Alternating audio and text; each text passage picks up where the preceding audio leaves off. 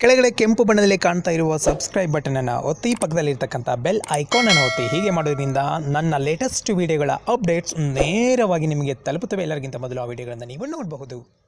ನೀವು ನನಗೆ ರಕ್ತ ಕೊಡಿ, ನಾನು ನಿಮಗೆ ಸ್ವಾತಂತ್ರ್ಯ ಕೊಡುತ್ತೇನೆ. ನೇತಾಜಿ ಸುಭಾಷ್ ಚಂದ್ರ ಬೋಸ್ ಅವರ ಈ ಕರೆಗೆ ಪ್ರತಿಧ್ವನಿಯಾಗಿಯೇ ಭಾರತದ ಸ್ವಾತಂತ್ರ್ಯದ ಹೋರಾಟ ಸಾಗಿತು.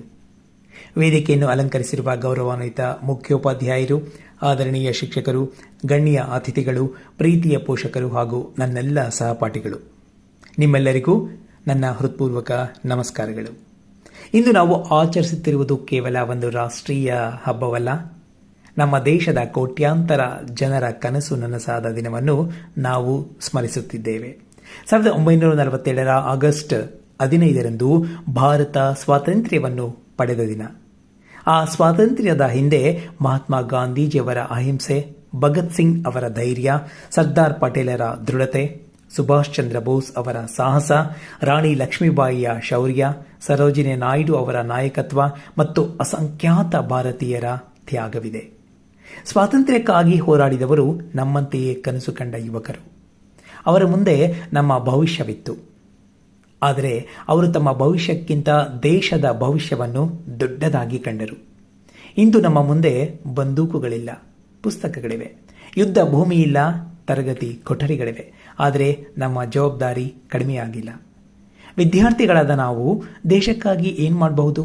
ಚೆನ್ನಾಗಿ ಓದಬಹುದು, ಸತ್ಯವನ್ನೇ ಮಾತನಾಡಬಹುದು, ಪೋಷಕರನ್ನು ಮತ್ತು ಶಿಕ್ಷಕರನ್ನು ಗೌರವಿಸಬಹುದು, ಶಾಲೆ ಮತ್ತು ಸಾರ್ವಜನಿಕರ ಆಸ್ತಿಯನ್ನು ಕಾಪಾಡಬಹುದು, ಪರಿಸರವನ್ನು ರಕ್ಷಿಸಬಹುದು, ಜಾತಿ, ಧರ್ಮ, ಭಾಷೆಯ ಹೆಸರಿನಲ್ಲಿ ದ್ವೇಷ ಮಾಡದೆ ಎಲ್ಲರನ್ನೂ ಗೌರವಿಸಬಹುದು, ಸಾಮಾಜಿಕ ಜಾಲತಾಣಗಳಲ್ಲಿ ಸುಳ್ಳು ಸುದ್ದಿಗಳನ್ನು ಹರಡದೆ ಜವಾಬ್ದಾರಿಯುತವಾಗಿ ವರ್ತಿಸಬಹುದು. ದೇಶಭಕ್ತಿ ಇದ್ದರೆ ಕೇವಲ ಧ್ವಜಕ್ಕೆ ಸಲ್ಯೂಟ್ ಮಾಡುವುದಲ್ಲ, ನಮ್ಮ ಕರ್ತವ್ಯಗಳನ್ನು ಪ್ರಾಮಾಣಿಕವಾಗಿ ಮಾಡುವುದು ಕೂಡ ದೇಶಭಕ್ತಿಯೇ.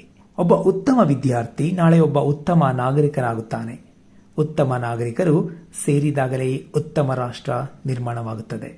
ಆದ್ದರಿಂದ ಈ ಸ್ವಾತಂತ್ರ್ಯ ದಿನದಂದು ನಾವು ಒಂದು ಸಂಕಲ್ಪ ಮಾಡೋಣ.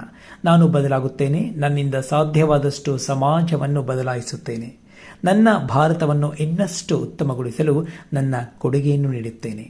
ನಮ್ಮ ಪೂರ್ವಜರು ನಮಗೆ ಸ್ವಾತಂತ್ರ್ಯವನ್ನು ಕೊಟ್ಟಿದ್ದಾರೆ, ಅದನ್ನು ಕಾಪಾಡುವುದು ನನ್ನ ಕರ್ತವ್ಯ, ನಮ್ಮ ಕರ್ತವ್ಯ. ಅವರು ನಮಗೆ ಭಾರತವನ್ನು ಕೊಟ್ಟಿದ್ದಾರೆ, ಅದನ್ನು ಇನ್ನಷ್ಟು ಸುಂದರವಾದ ಭಾರತವನ್ನಾಗಿ ಮಾಡುವುದು ನಮ್ಮೆಲ್ಲರ ಹೊಣೆ. ನಾವೆಲ್ಲರೂ ಹೆಮ್ಮೆಯಿಂದ ಹೇಳಿಕೊಳ್ಳೋಣ, ನಾವು ಭಾರತೀಯರು.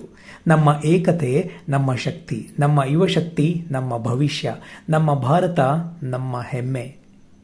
ಈ ಅವಕಾಶವನ್ನು ನೀಡಿರುವ ಗೌರವಾನ್ವಿತ ಮುಖ್ಯ ಗುರುಗಳಿಗೆ, ಆದರಣೀಯ ಶಿಕ್ಷಕರಿಗೆ ಹಾಗೂ ನನ್ನೆಲ್ಲ ಪ್ರೀತಿಯ ಸಹಪಾಠಿಗಳಿಗೆ ಮತ್ತೊಮ್ಮೆ ಸ್ವಾತಂತ್ರ್ಯ ದಿನಾಚರಣೆಯ ಶುಭಾಶಯಗಳನ್ನು, ಧನ್ಯವಾದಗಳನ್ನು ಅರ್ಪಿಸುತ್ತಾ ನನ್ನ ಮಾತುಗಳನ್ನು ಮುಗಿಸುತ್ತಿದ್ದೇನೆ.